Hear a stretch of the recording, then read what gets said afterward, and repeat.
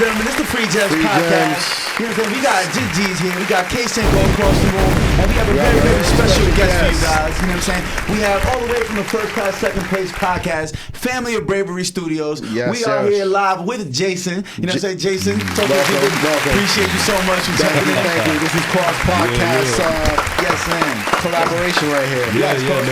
Podcast collaboration. Special thanks to Marv and Bravery Studios, the whole family out here make this kind of stuff possible. You know what I'm saying? It's bravery up. You know what I'm saying? So, I mean, when we first came in here and we started doing our podcast, we looked around, we saw faces, and your face was immediately real familiar. And I realized, I'm like, okay. Yeah. And then we eventually got familiarized. I'm like, okay, that's Jason First Class Second Place. We did the event before, and we got to see what you guys are about. And I love the overall the build of your podcast, where it's like it's obviously men, women. You guys have Ashley, if I'm not mistaken. Ashley Zoo, shout out to my co-host. Yeah, shout out to the co-host. You know what I'm saying? I like the dynamic you guys share, and I wanted to dive into it straight up. Like, how did you guys get into this? How did you guys end up here specifically at Bravery Studios? So, I mean, tell the people a little bit about where you're from, and what got you started into podcasting? All right. Well, first and foremost, I'm Jason Enrique, co-host of the First Class Second Place podcast. Yes, sir. So, as far as like podcasting, I really feel like I got to explain it from the beginning. So, yeah, please. I actually wanted to be in radio.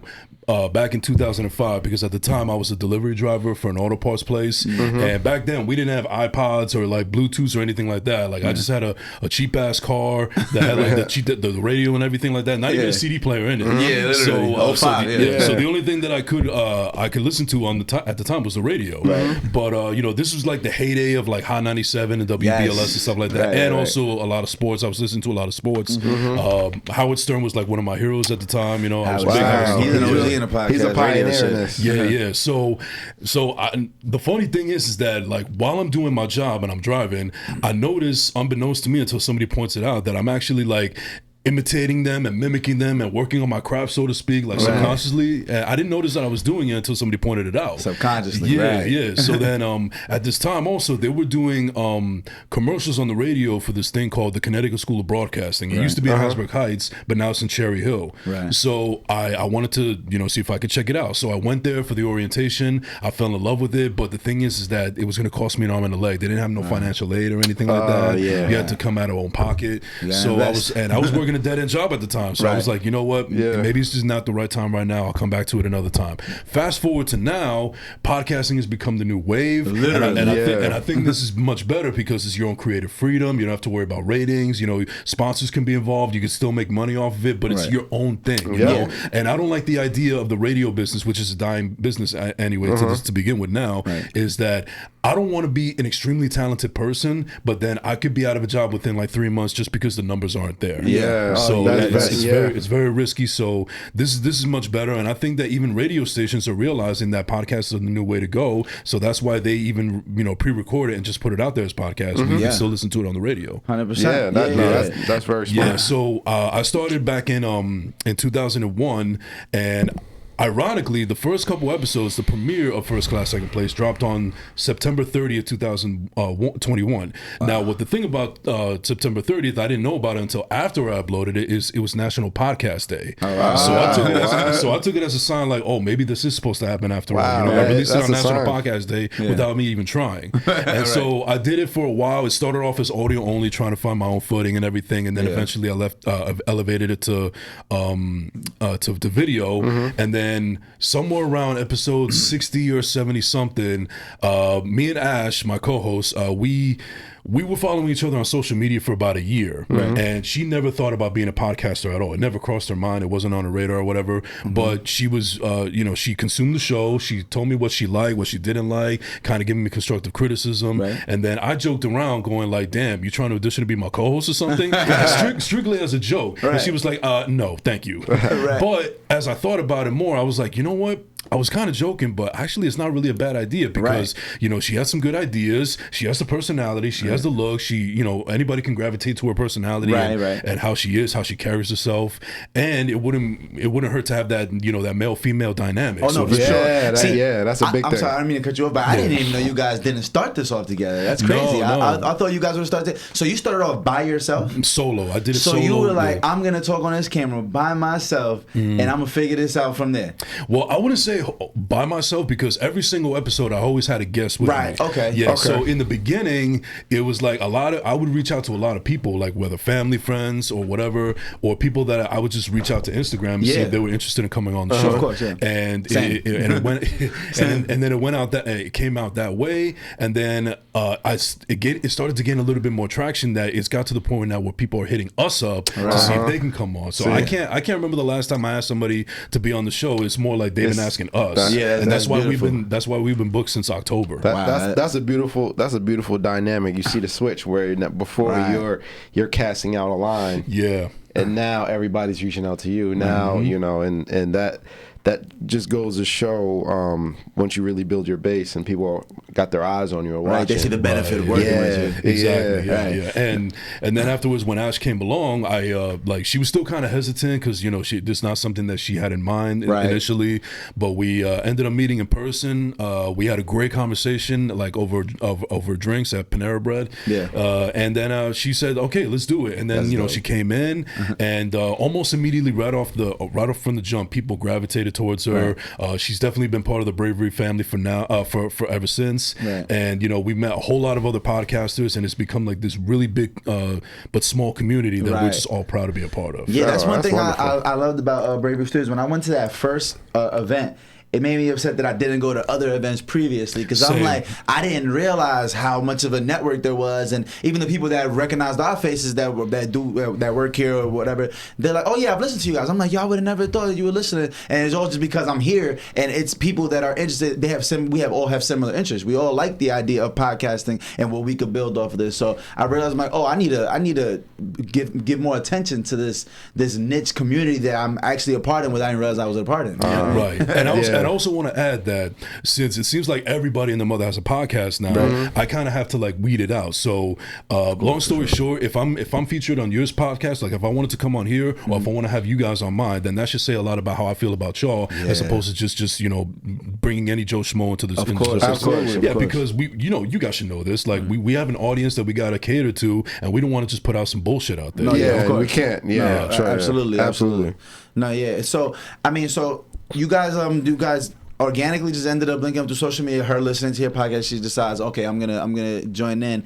And so how long was it till you guys felt like, okay, this is I know it can be difficult at first. Like me and him, our start off, I had the same idea as you. I was just like, yo, I'm gonna start this podcast. I'm gonna ask the first person I decided to ask ended up being right across the table from me, and he ain't leave since. And I'm like, yo, bro, you wanna come on my show tomorrow? He's like, yeah, cool. We do the first episode, and he's like, yo, you doing this again next week? I'm like, yeah. He's like, yo, I'll come in. I'll pay half of whatever you're paying. I'm like, really? I'm like, fuck it, let's do it. You know what I mean? So I kind of had the same mindset where I was like, I've been procrastinating for so long. Then I was like, well, let's just shoot for it. I hit up Marv. I was like, yo, can I come in? We set up a date, and we got it rocking. But of course, it takes time to develop that chemistry. Do you feel like it took you guys a lot of time to develop the chemistry, or did you guys hit the ground running? We didn't hit it off the ground right away, but it didn't take that much long as we thought. Like I remember we did a first couple episodes. First, we did one where it was just the two of us. Right. You're right. It did take some time for us to find footing, and then we had like a couple more guests. But we really didn't hit it off until we did our very first kickback episode, which I got to give her credit for. She came up with the idea. Yeah, what's a kickback episode? A kickback episode is when it's just like me and her, like we have no guest or anything like that. It happened because we had, like I said, we were booked until like October. We like months of guests coming through, but there was some people that couldn't come through. So like we just figured let's just do it ourselves. And the very first kickback episode that we did, where it was just the two of us, we already introduced ourselves and we were just talking about ourselves and just having a great conversation. That's when we really found out that we have what it takes to make this work. Like, it was fun. We were laughing. There wasn't any space. We weren't trying to figure out what to talk about now. It just flowed evenly, naturally. And even our Steve, our engineer, shout out to Steve. He even said that, this episode was really great. I think you guys are into something here. So I always look back at that first kickback episode and I'm like, damn, like this is gonna be a good thing. Yeah, it's like it's funny. Like it's funny, when we started out, we're trying to find our footing as well. It's just about finding your footing, what you're comfortable with. There was one time where we had guests every week, every episode, every week, and we had a different face, and we were catering towards who the guests were and what they were doing. And You know, we ended up doing an episode by ourselves, and our audience is really receptive to that. You know, they came on the podcast to listen to us. We have guests on our show, but we don't do it. We used to have one every week. We were aiming for every single week, and then we realized, like, you know, it's sometimes just speaking on current events, and what's going on, like stuff like that, can also get the attention because it's relevant to almost everybody, you know, to our broader audience, instead of people wanting to gravitate to, I want to watch this just because I want to know about that person, which is great because you bring in their following, whatever attention they got. But we also realized, like what you said, like you guys developed a great conversation just between you two, and it was a great episode. So we were like, yo, we don't have to strive for a guest, but we love our guests. So, you know what I'm saying? We appreciate you because you letting us know, like, yo, it's the same situation. Like sometimes you realize, yo, you could do some episodes by yourself, but it's great to have those guests on for sure. Right. And, you know, sometimes you also got to weed out the guests, because there's been moments where people hit us up, like they'll hit me or Ash up, and I don't know, I can't speak for Ash on this part, but for me, I know there's been a couple of moments where some people hit me up to see if they could be on the show, but I'm like, I don't know. I feel like you're just only coming here for your own benefit, not just because you love the show. You see what it's doing and everything, so you're just only thinking about yourself. And don't think that this is an interview show. I mean, it started off like that in the beginning because I needed to find my footing, but now when we have guests, we want it to flow naturally, kind of like how we're doing right now. Like, I may ask you some introductory questions like here or there and everything, but no, I feel like the audience is going to gravitate towards the guests more if we know more about your personal life and who you are, as opposed to what you're here promoting and shit like that. And I think it's actually worked, you know. But there's been those moments where I get that feeling like, nah, they just want to come in and promote what they got coming on and everything. They don't want to get all personal. So it's a no for me, dog. And you reserve the right, and you've built the following to where you can pick and choose what type of guests you want on your platform. You know, which best cater towards you. And not everybody who reaches out is going to be right. But at the end of the day is, you know, you have a good thing going on, and I'm excited to see how it goes in the future. So I was going to ask, like, it's like, so my question is, how long have you two been working together now? And, like, where do you kind of see, you know, the foundation for the rest of the year or even in the future towards the show? So we've been working since February. Okay. We've been working since February, and now we're about to be in September, and everything's been going lovely. I mean, I love doing the show with her, and I love when we have kickbacks or when it's just, you know, us and the guest. So we're still, I would say that we're still trying to figure out what we could do to elevate the show. Like, we don't want to stay pat. We want to make sure that we find other ways that we could elevate the show. You know, whether it's you know coming up with merch or like figuring out different segments. Like, we're always looking ways to you know, make the show better and make ourselves better hosts as well. So, you know, I still feel like we're still kind of in that realm where we're still trying to figure things out, but it's going to get done. So it's kind of premature for me to give you an answer right now. No, I was just curious. I definitely know what you mean. But I definitely feel confident on where it can go from here, and I just can't wait to see what happens. I think a lot of people don't realize too. Like, you just starting 2 years ago, barely 2 years, coming up on 2 years. September is going to be 2 years. September is going to be 2 years. Like, a lot of these people, like, you listen to the Breakfast Club, people don't realize Charlamagne's been on the radio for 20 years before he started the Breakfast Club. Literally. And the Breakfast Club's been out for 10 years plus now.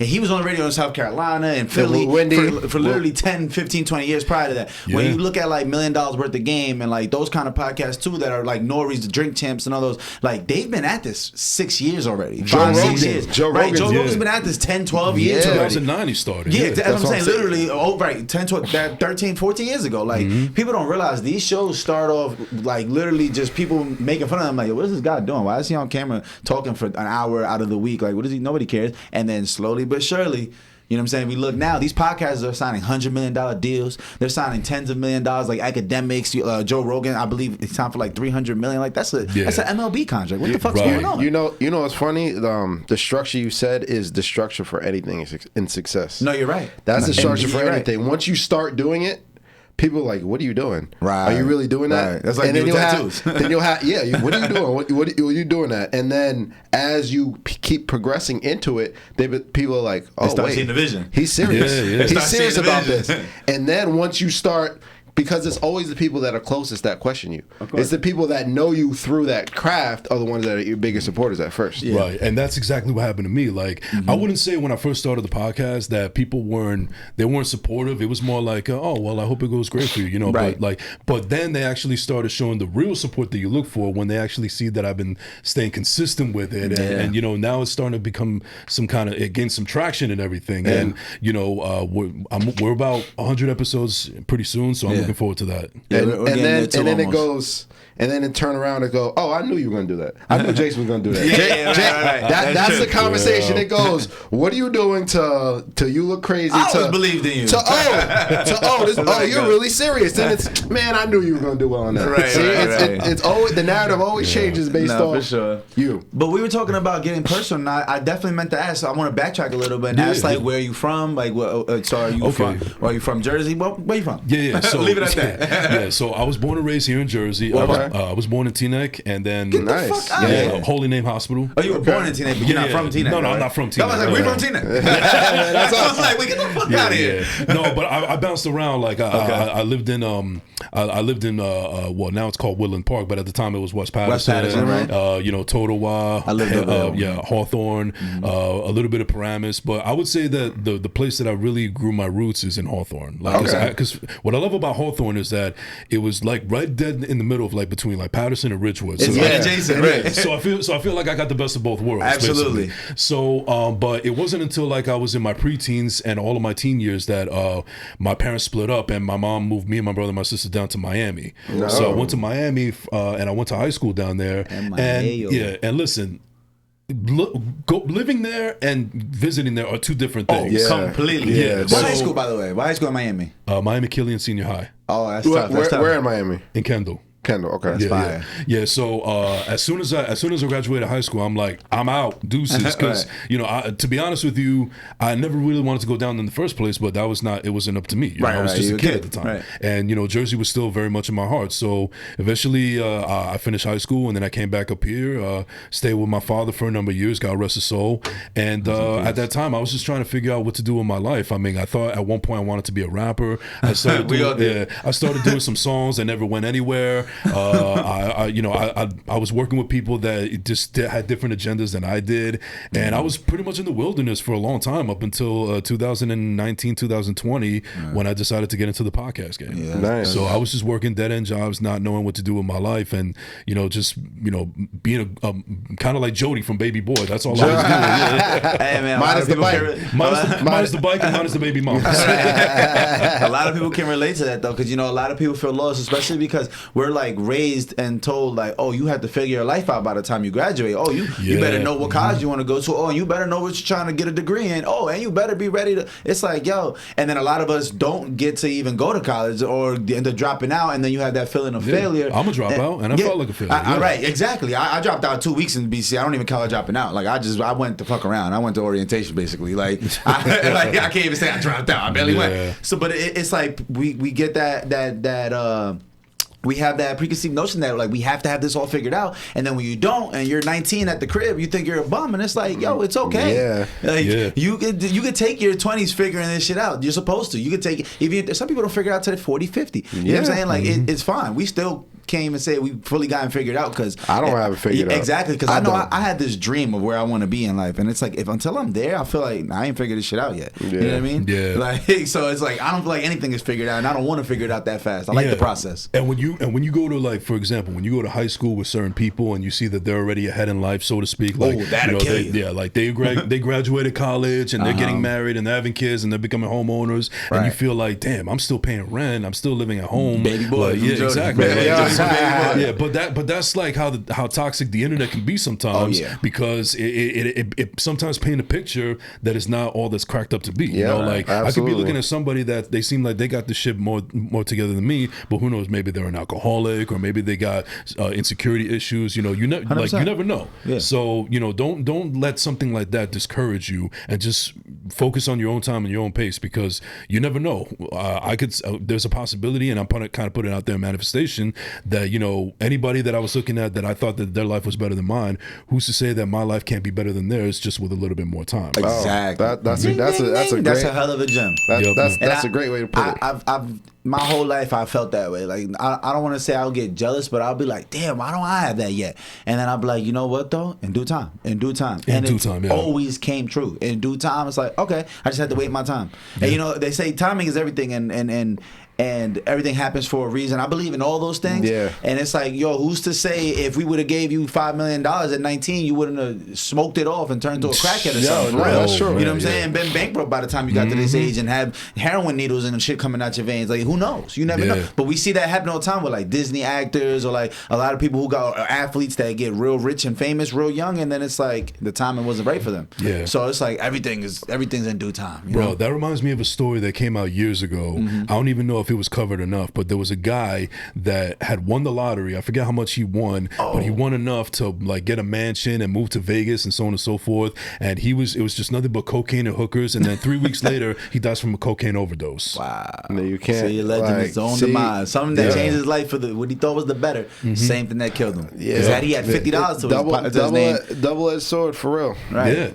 Yeah. And it goes to show that when you're gone, you can't take the money with you. That too. Yeah. Right. And no Brinks trucks at a funeral. And also, everyone has a different definition of success. Absolutely. You know, everybody. And I'm so glad that you said that because I actually feel, because I started this platform initially and then brought Ash later on. Right. I feel like this thing that we created and we're still elevating, I feel like in my head I've become successful. Now my bank account may not say it right now, but in my own head I feel like I've actually achieved something that a lot of people wish they could. Yes, and that's a good mindset to have. And everybody wants to equate success with a monetary value. And that's where I fuck up at a lot. But success is a feeling. Success is internal. Yes. Absolutely. It's feeling at peace with yourself. It's feeling like, wow, I accomplished something that I set out to be.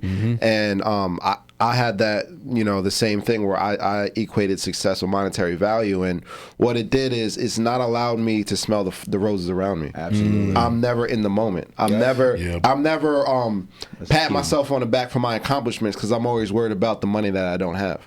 And you can't go through life like that. Right. The money I don't have. You're always worried about what you're not doing, and not, instead of looking around and like look at how far you came as a person. So I had to get real with myself and like, listen, wow, I came such a long way from myself, and I positioned myself to where in the future I can able to accomplish these things with due timing, and I can't rush the process, and I can't think just because this person over there has that I'm a failure. And when you think that way, when you think success equals money, like you're never really in the moment because there's always more money to have, no matter what it is. Once you're, let's say you achieve success and you're rich and you're in these rich rooms. Now you're in rooms with wealthy people. Yeah. Now you're always chasing them. Yeah. So it's not like you're not even satisfied with yourself. You're insecure about not having the biggest yacht in the room. Comparison is the killer of joy. That's what I'm legit. Seriously.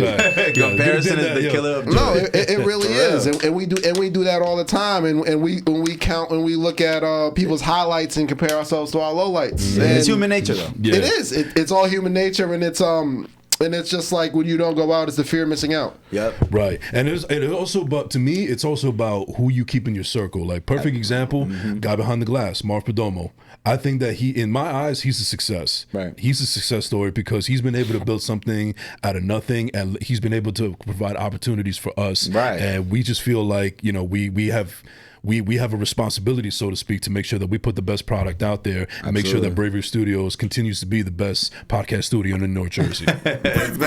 Big shouts out to Marv, man. Always big shouts out to Marv. But for real, what you're saying is true because he provides the opportunity. Like I wouldn't know where I would have ran to do my podcast had I not seen him being tagged everywhere. I've seen the studio be recognized because he's providing dozens, if not hundreds, of people these opportunities that I recognize the studio. So I'm like, I'm gonna go where I'm comfortable because I see a bunch of people that I already knew going there, so like I'm gonna go there. As soon as I hit him up, super business professional. I got in here within a couple of days of the first DM. So if you're looking for somewhere to record your podcast, make sure you tap into Bravery Studios. We're in Gulfport, New Jersey. 70 out Water Lane. Yeah,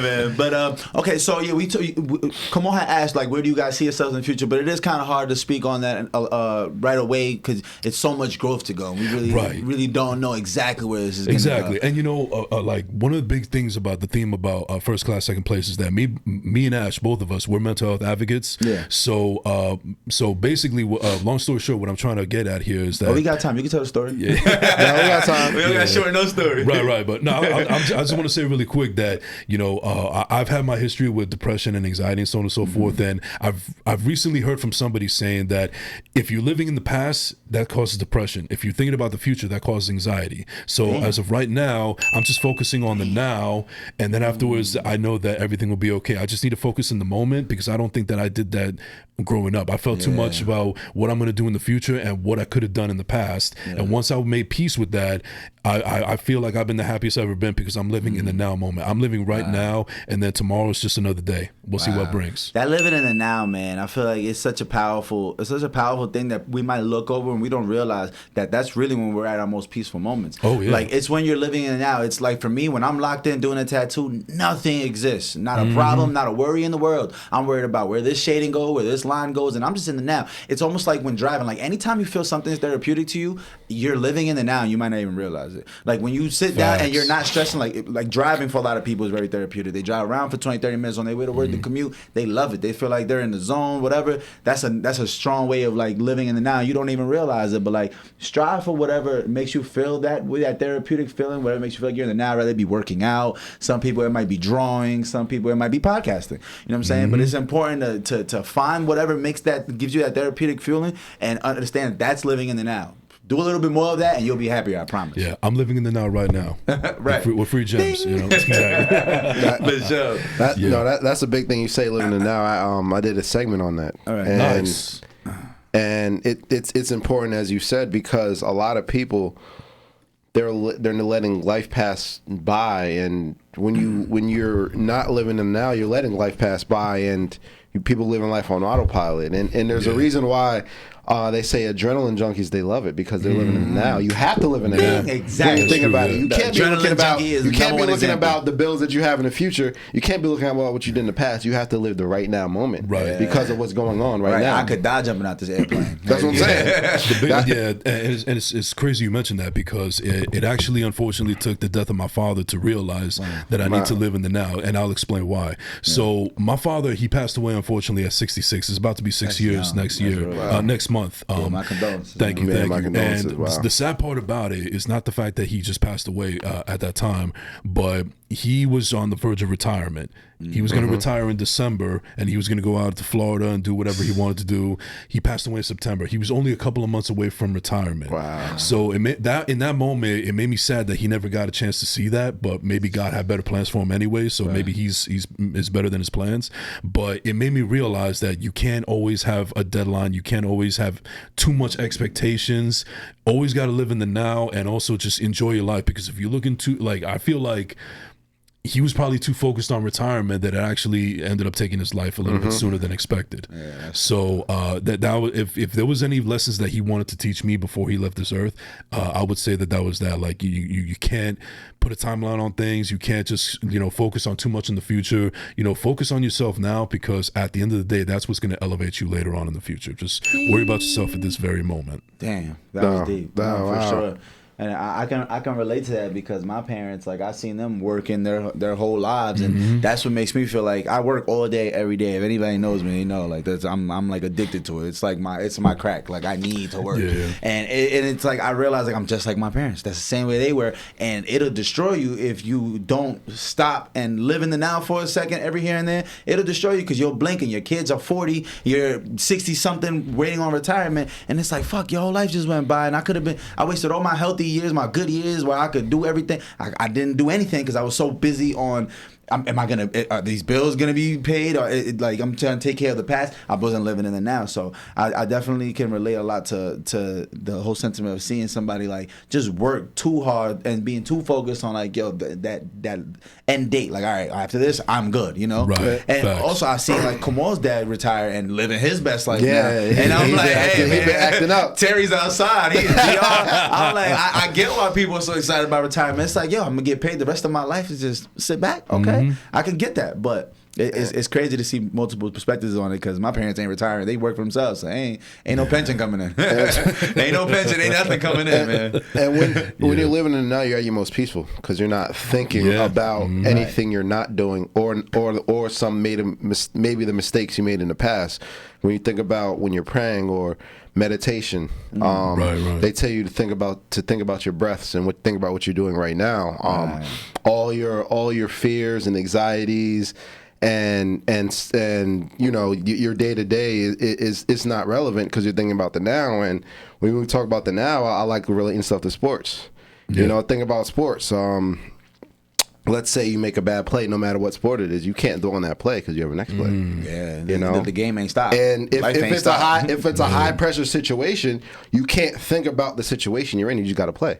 You just got to play. You can't think about, you know, you've taken thousands of free throws in your life just because this one is more important than the others. You can't think about that. You just have to. You just have to go out there and flow. When they say when you throw a baseball, they say don't think about it, just throw it. Just throw it. You know how to throw it. Just throw it. Don't think about the mechanics. You can't think too much. You got to just go out there and flow. You just got to go out there and do. And a lot of times, people when they think about let's say, you know, their careers or their job or even their family, and they have goals, they think about, wow, I'm so far away from my goals. Like, it's so far. That's why you have to live in the process and trust in the process. All you can do is put one step in front of the other now. That's the only thing you can do now. And if you compound those now moments enough, you'll reach there eventually, but you're thinking about something that you have no control over. You think about something that's not even there right now. You can only focus on what you're focused on. Because we live in a world where everybody wants instant gratification. I mean, everything is so instant to us now. You know, we can get food faster. We could do this faster on our phone. Technology has sped things up. So we're so used to, especially us Americans, we're so used to having everything so fast and so quick that when there's something that's out of our control, we don't know how to handle it. But when you tell us, yo, you might have to take a couple years for that, that's like a lost thought where like just 20 years ago, for real, technology had a lot to do with it, not just being American. American definitely has a lot to do with it because we were super spoiled. But just I feel like 20 years ago, the conversation of, I'm going to school to be this and I'm gonna wait 4 years and 6 years, like that was a very normal thing. But like now, people trying to figure out, hey, we could do drop shipping. I'm trying to get rich by December. Let's figure this out. Like you said, that instant gratification. And I feel like podcasting helps us a lot in gaining some perspective of how much time this could really take. You know what I'm saying? Paying attention to the numbers, paying attention to the subscriber count, how it goes up or how it stays stagnant for a minute. And you realize, like, okay, this is a process. Like, this is going to take some time. And I can't tell you how many podcasts that I've seen and others that I haven't seen that I've given up after like 10 or 12 episodes because it didn't happen for them right away. Yeah, and it's like, bruh, how could you... $1 Million Game is on episode 4 something. Drink Champs is on episode 500. Joe Budden's on episode 600 and something. First class second place is at 99. Listen, let's talk about it. 100 next week. Listen, I actually really want to dive into the name too. First class second place. Where did you come up with that name? Because I like the name. It always stands out to me. Every time I see it on my YouTube, I'm like, first class, second. I like, you can. It's just a very it's a very recognizable name. Like when I see it, maybe because the numbers, I don't know, but it sounds great. So help me understand.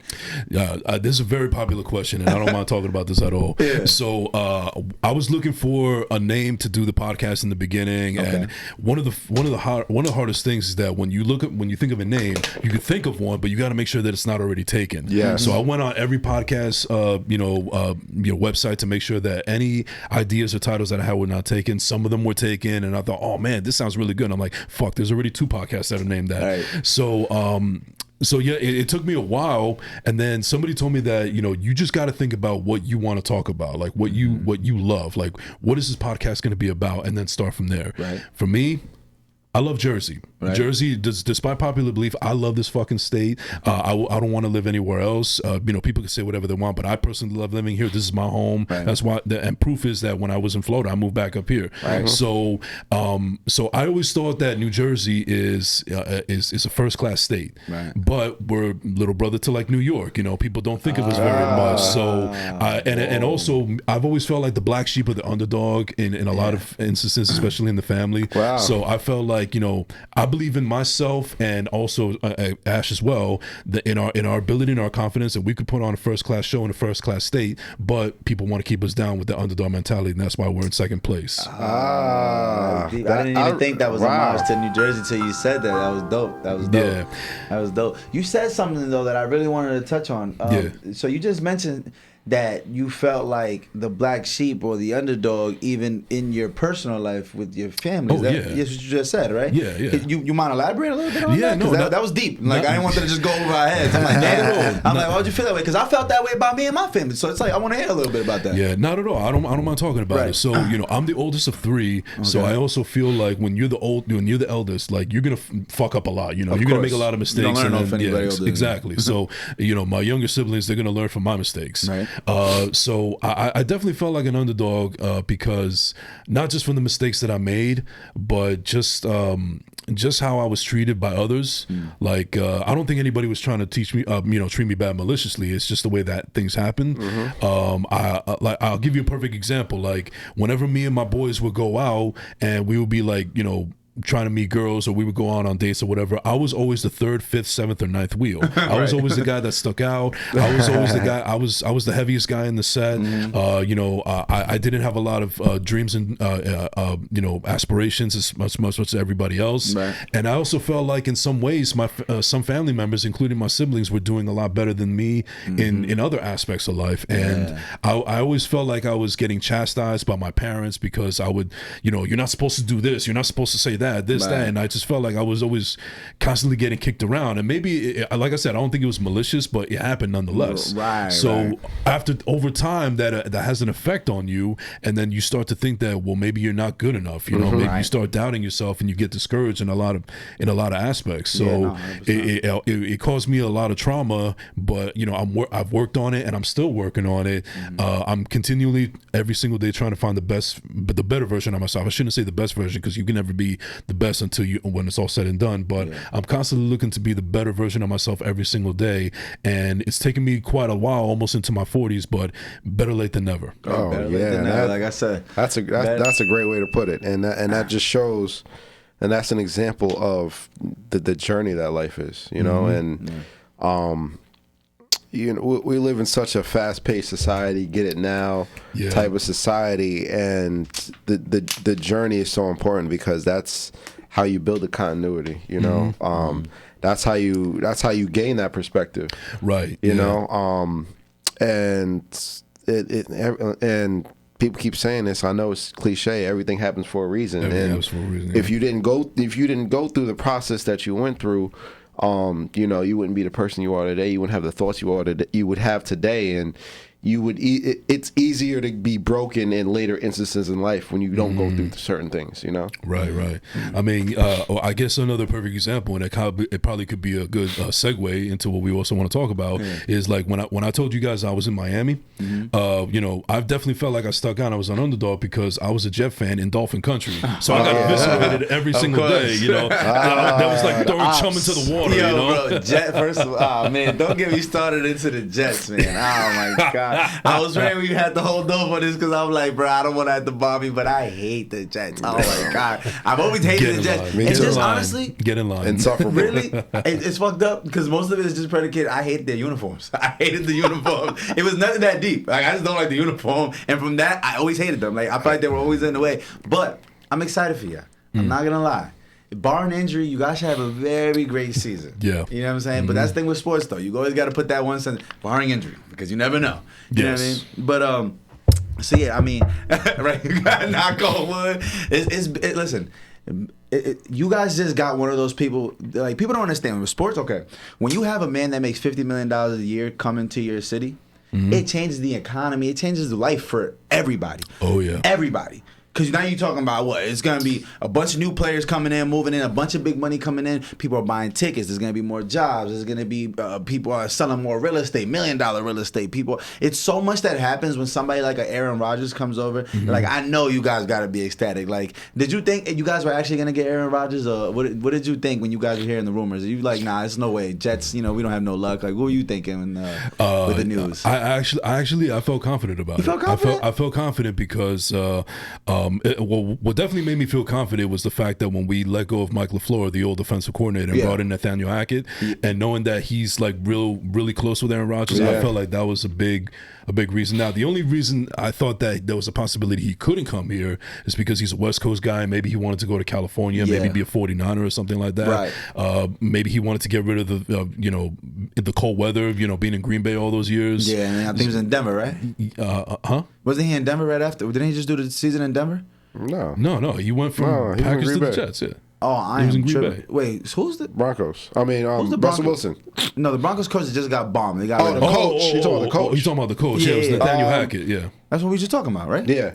Yeah, so he was the coach. Okay. I thought you were talking about Aaron Rodgers. I thought you were talking about the quarterback. No. I was talking about Nathaniel Hackett. Now, I know about Aaron Rodgers. I know where he came from. I was talking about Nathaniel Hackett because he was his quarterback. He was Aaron Rodgers' quarterback coach in Green Bay. Went to the Broncos. That might have been the worst job we've ever seen as a head coach. Happened to a system that we thought was going to be successful. Like we thought the Broncos were going to be in contention. They had the worst season in a very long time. Tim Tebow did better than they did. Like literally. Holy shit, yeah. So he went to the playoffs and won a game. So and beat our Steelers. So but anyway. So, like you said, they got Nathaniel Hackett over at the Jets, so you had confidence that Aaron Rodgers was going to head over there. And now that shit turned to Green Bay 2.0. Because basically, you guys got Alan Lazard, you guys got Randall Cobb, like a bunch of players over from Green Bay that played years with Aaron Rodgers. They're all the way in New York City now, and I'm not gonna lie, I'm excited for you, like I said, because I'm gonna be at a couple of them Jets games. I ain't never been to a Jets game. I'm going. It's gonna be prime time this season. I'm going. Absolutely. Right. It's gonna be prime time. I might see you there. Yeah, I'm gonna see you there. I'm gonna be wearing a different jersey though. Just know I'm gonna be hating. I promise. Yeah, it's cool, man. I you know what, man? I got nothing but love for the Steelers, man. I mean, I don't hate them. I respect them. I know their history and so on and so forth. And to be honest with you, every Steeler fan that I've ever met has been cool people. So I got nothing but love for you guys. So. All right, cool. Because it ain't the same. When you hear about like Eagles fans, like they have a terrible fan base. Patriots fan base could be a little bit crazy, right? See, we can relate. Because I despise the Patriots, so we could be best of friends. Because I can't stand Cowboys the fans and stuff. Yeah, Cowboys. Those are the worst ones. But I don't hate the Cowboys as much as I hate the Patriots because, like, I mean, it's personal division. Yeah. But the thing is that it's kind of like what I was alluding to earlier. Like, I've never met a Cowboy fan that has been an asshole to me or has disrespected me or whatever. So, I mean, maybe they're insufferable with how stupid they can act with their team. Go to Newark. How delusional they can be. But you know what? I don't think there's any more delusional fan base than the Dolphins. Because every single year, even when they were supposed to be 0-16, they're like, we about to take it this year. It's our year. This is the championship. Like, the fuck out of here. Yeah, you're not lying. You're not getting Dan Marino anytime soon, man. So I want to know, what do you think, what do you predict the Jets' record is going to be this season? It's funny, because me and Hugo, shout out to Hugo, boy. And they got Dalvin, don't forget. They got Dalvin. They got Dalvin Cook and Breece Hall is coming back from injury. That's going to be crazy. Yeah, and the offensive and defensive rookie of the year as well. I'm just saying. So, but no. They did have both. Yeah. Sauce and Garrett. And they go against each other, which is funny. Yeah, that's crazy. Yo, what the fuck? Wait, I didn't know. You guys had a hell of a draft, bro. What the fuck? Yeah. Yeah, Sauce Gardner get defensive rookie of the year. Yeah. Garrett Wilson as a receiver got offensive rookie of the year. Breece Hall was balling until he got hurt. Yep. Yeah. Oh shit! You guys got some shit coming on. Yeah, I'm looking forward to it, man. It all rests on that O-line. Yes, that's the biggest question mark. That's the biggest question mark is the O-line. Like you have all these great weapons, but can you protect the quarterback? Right? Can you block? Yeah. So, but as far as like the record, me and Hugo, we talked about this last week. We both predicted that Jets are going to be. What is it, 12? Because they had week 18 now, so it is like it's 17 games now. It's not, it's 18 games. No, it's 18 weeks. Because it was a bye week. Right. This was a bye week. My fault. I think I said like 12-4 or 13-5. Yeah, there you go. Okay. Or 13-4, something. 13-4. Yeah. Listen, I'll give y'all 11 games. Okay. I think I got 11 game cap. Yeah. I'm you know what? I'm not even asking for a Super Bowl this year. I just want to get into the playoffs. We have the longest playoff drought in any major sport. Really? I want that to end. Yes. Really? We haven't been. The last time was like what? 2010? Yeah, when you guys beat us and went to the Super Bowl. That was the last time we went in the playoffs. with Mark Mark Sanchez. Sanchez. Yeah, but that was really Rex Ryan. It was Rex Ryan. Shout out to Rex Ryan. Yeah, because the defense was stout. The defense was ridiculous. Yeah, the defense was ridiculous. Yeah, until Antonio Brown had to catch that, and then afterwards it was over. You know how we rock. And then we lost that Super Bowl to the Packers, which is I hate the Packers. Yeah. And also I don't like Aaron Rodgers. It's coming full circle. That's the thing. I hate Aaron Rodgers too, so it's like and he's on the Jets, like perfect. Hey man, at least you got to see some more Super Bowls than I ever did in my lifetime. For sure, yeah. I don't think you didn't get one in your lifetime. No shade. Joe No shade. Namath. Right. That wasn't like that was like Super Bowl 4. Broadway Joe. Thank God for the Yankees and thank God for the Devils because the Jets and the Knicks haven't given me shit my entire life. Shit, right? Literally my entire life. But okay. So 12 to 13 wins. I can see that. But I'm rooting for 11 because I don't fuck with the Jets. As long as you get in the playoffs, that's all. It's been a lot of crazy. It's been a lot of crazy news going on. I mean, and it's everything's around the corner. But like the whole season's around the corner. You guys seen Shannon Sharp is about to join Stephen A. Smith on First Take. That's gonna be different. Yeah, it's gonna be dope. What you think about that? To be honest with you, man, I haven't been watching any more of those debate shows anymore because I feel like back when it was Skip and Stephen A. It was a little bit more authentic. But now it's become a clown show. Everything is doing like for clicks now. Like I mean, you see. Like its competitor, not ESPN, Fox Sports. Right. It seems like they only hire people that are gonna say outrageous things in order. Yeah, clickbait. Like it was so ridiculous that Colin Cowherd, a guy who's been in the industry for so long, and he actually makes a dumb mistake saying that Dwayne Haskins is one of the quarterbacks that'll never be a Super Bowl champion. Like what the hell? Yeah, that was crazy. Like. How tone deaf can you be? Yeah. But a part of me thinks that they kind of purposely maybe did that on purpose. I don't know. I'm not in the room, but the fact that it got by so many people and nobody noticed it. He had him on the graphic in behind him. Had him on the graphic, but even he should be professional enough. Yeah, this was like 2 weeks ago. And he said Dwayne Haskins was one of those. Like they had a list of quarterbacks that'll never win a Super Bowl. How fuck would he even mention him? Exactly. Not only did he mention it, but it was also on the graphic. So it went over so many people's heads. Oh, they thought that was okay. Yeah. I didn't know they did that. That's disgusting. Yeah. I'm not gonna lie. And I fuck with Colin Cowherd. And they wanted to know Dwayne Haskins passed away. Yeah, he was actually on Steelers when he passed away. Yeah, and I didn't hear no apology from Colin or anything like that. Maybe he did, but I didn't hear it either. Yeah, I don't know. That's I didn't even know that. So, but I see what you're saying though. Like I'm not gonna lie. At first, I was in total shock when Shannon Sharp started pulling out Black and Milds and Hennessy bottles on Fox. I'm like, how is this okay? Then he started pulling out Backwoods and edibles, and I'm like, yo, what's going on here? But stop, Skip. Right? He sound way too much like him. But I'm not gonna lie though. I was a super fan of the show, and I actually do like the dynamic of Skip's delusional ass with somebody who's spitting straight facts in him. But somehow Skip's predictions though, man, I'm telling you, Skip's predictions, he's at like a 60-70% win rate.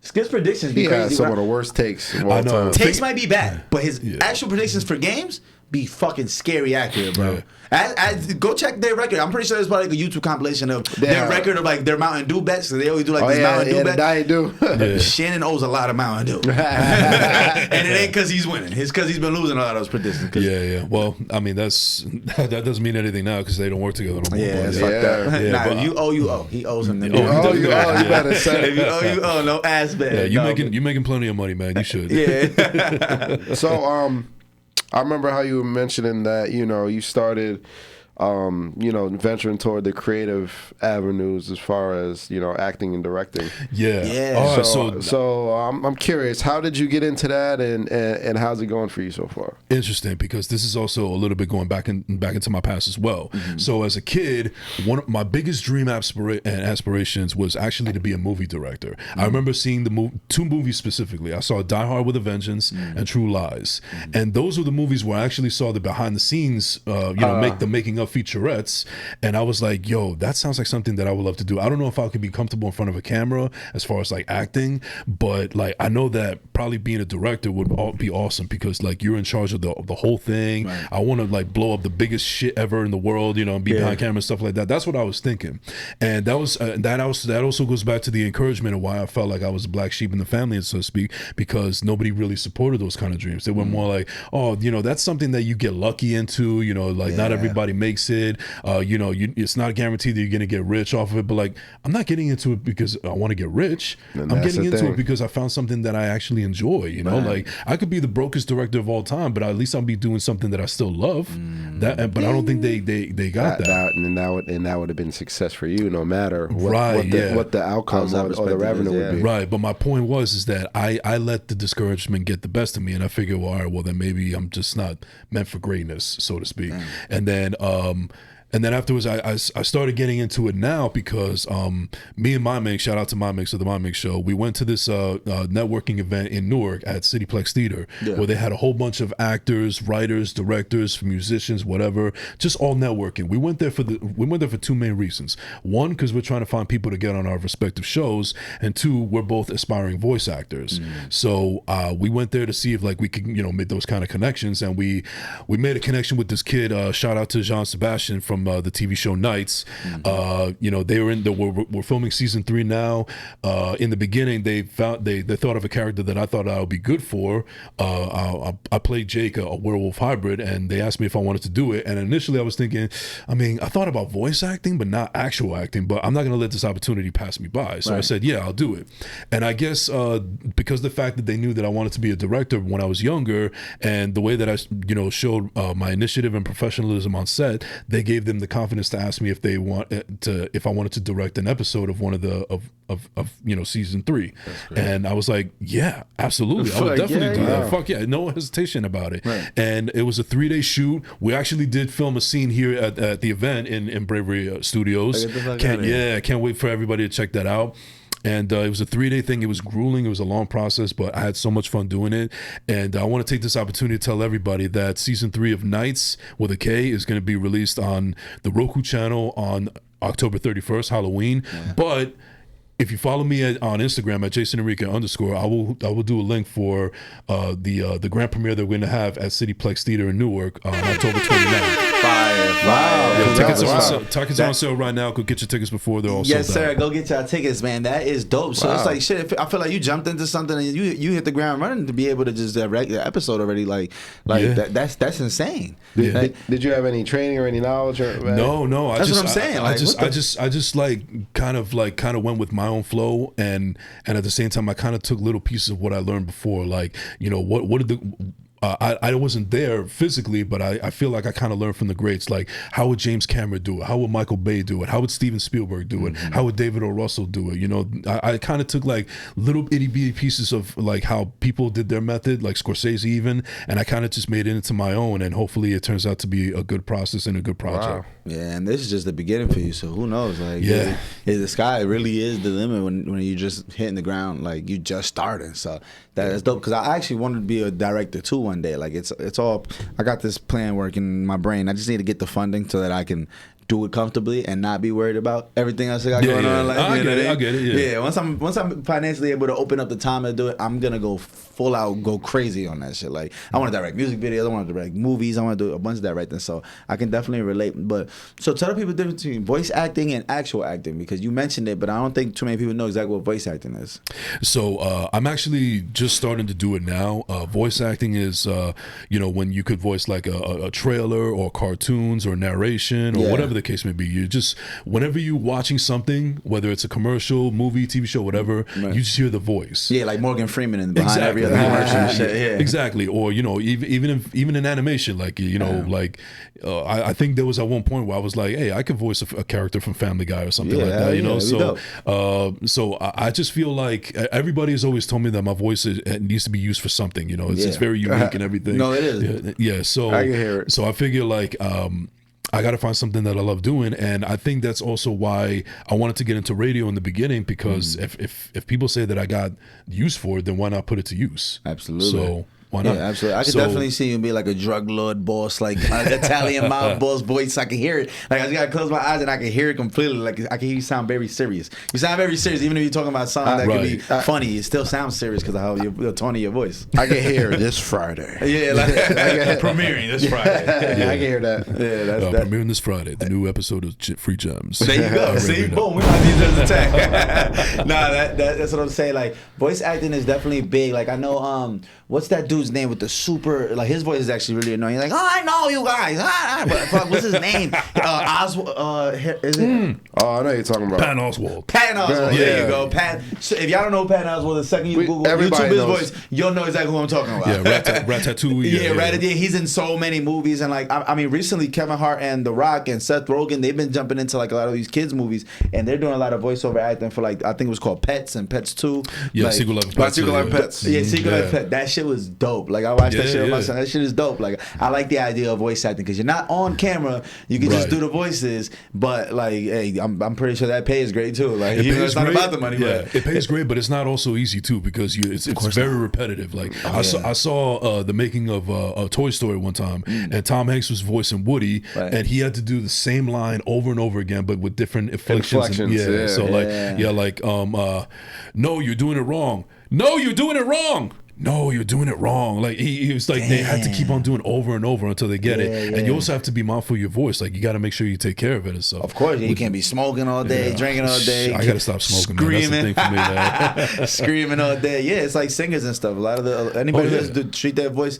they take very, very delicate care of that shit. Because like you said, one little thing. Yeah, one thing I'm even planning to do, especially if it really takes off, is there's going to be, thank you, there's going to be like one day, full 24 hours where I just don't use my voice. If anything, I'll just like learn sign language or just write everything down, just rest it for an entire 24 hours. Because that's what some people do. Like Bryan Cranston does it. I think Lady Gaga does it. So there's a whole bunch of people that do it. I wouldn't even think of that. Yeah. You see what I'm saying? It's that kind of level of dedication and even knowing about the craft to think like, yo, I can't talk for 24 hours because that could be the difference between my voice being at 100% for this concert or this scene or whatever and it not being 100% and people coming at me because my voice might have cracked or something, you know? Like I fucked up the show because I didn't hit a note the way I was supposed to. I didn't even think about that. Yeah. It's like how an athlete has to rest a full day like in the middle of the week. Like you better relax your joints and all that. Like it's like working out, man. You can't work 7 days a week, really. No, right. Your body has to need that recovery time. Exactly. Yeah. You know? So I didn't even think about that. Voice is just an instrument, just as much, you know. Yo, for sure. It's funny because very, very off topic, but not really. NBA YoungBoy, a very famous rapper,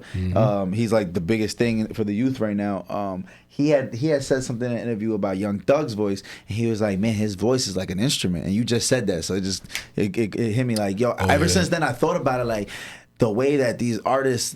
The way that they hum and harmonize in the background of songs, it's like, yo, their voices are legitimately fucking instruments, and it's funny because people like Patton Oswalt, they make movies by having that one character. They make whole scenes by just having that one character, that voice, and it is an instrument for the director. They're like, oh no, we need that sound in this scene right here. And as a director, like they see that before it's even done. Like they know how to map that together. And I think that's a dope ass talent. And it's something that I would love to get into my damn self. So I'm just speaking on someone who wants to get in directing. Like, man, you're pointing out a lot of little things that I wouldn't even think about. Like, and you got to realize, like, there's so many. There are people that have done so many voices of our childhood that you wouldn't even have known of. Yeah. You know, like this show and that show and this parents and that parents. I was like watching something. What's her name? Regina King. Regina King does both the voices of the little boys. Right. Yeah. And Uncle Phil from Fresh Prince, he did Shredder from the old school Ninja Turtles. I didn't know that. He did Shredder. What? Yeah. He was Shredder from Ninja Turtles. Jason Enrique, he was a voice actor too. I mean, he had a tremendous voice. Look at him as Uncle Phil. Yeah. Shout out to Uncle Phil. Voice. You're right. Yeah, you're right. But you're right. I was watching where the guy who did Daffy, Bugs. Mel Blanc. Mel Blanc. Yeah, yes. I saw Jason not playing. He gonna play. He got his representative down pat. It's crazy because you're really in character. So they'll you know. He said when they showed him the character Bugs Bunny, you know, he's supposed to be tough. So. You know, he brought that accent out. You know, somebody else. You know, just based off how the character is how you inflect your voice and everything. Interesting thing about Mel Blanc too. I read this about where he actually hated carrots. So whenever he would voice Bugs Bunny, he would chew a carrot. You talk and then spit it out. That's great. It takes that. Like, you know, for whatever reason, funny. That's what worked out for him. If I got to eat mangú and I hate it, fuck it, whatever it takes, man. But, another one, Seth MacFarlane. He did like he does like half the voices on Family Guy. He's also the producer of the creator of Family Guy. Matt Parker and Trey Stone. Yes. Yeah. Oh no, Trey Parker, Matt Stone. Yeah, there you go. Close enough. But listen, man. Unfortunately, man, I hate when we had to end the episode. We can keep on going forever, especially we just started getting into the whole acting. We were talking about the voiceover. Yeah, but you know what, man? Like I've been featured on Free Gems. It's about time you guys came on first class, second place. Listen, we got the invite coming soon. Listen, first class, second place podcast feature coming soon. Make sure y'all follow them. You feel me? First class, second place. Yes, make sure y'all follow Jason Enrique _ on Instagram. On all of them. Instagram, TikTok, Twitter, all TikTok, that. all follow platforms. Ash_Lazoo on all the platforms. Also follow the Wax Guru. Definitely check out her business. It's For sure. Listen, we're gonna tag everything on the description on the description of this video. So you guys will have all the links, all the assets you guys need to go tap into, man. Thank you guys so much for tapping in. And Jason, thank you so much for a very insightful episode. We definitely went all over the place, and that's our favorite way of podcasting. So I love that we got to jump all over and we got to know a little bit more about you. We look forward to part 2, man, but we're going to do it on your platform. So yes. Thank you again, man. And from the Free Gems podcast, we are signing out. We out of here. Yeah. Signing out. We are gone. Appreciate you. Woo. Thank you.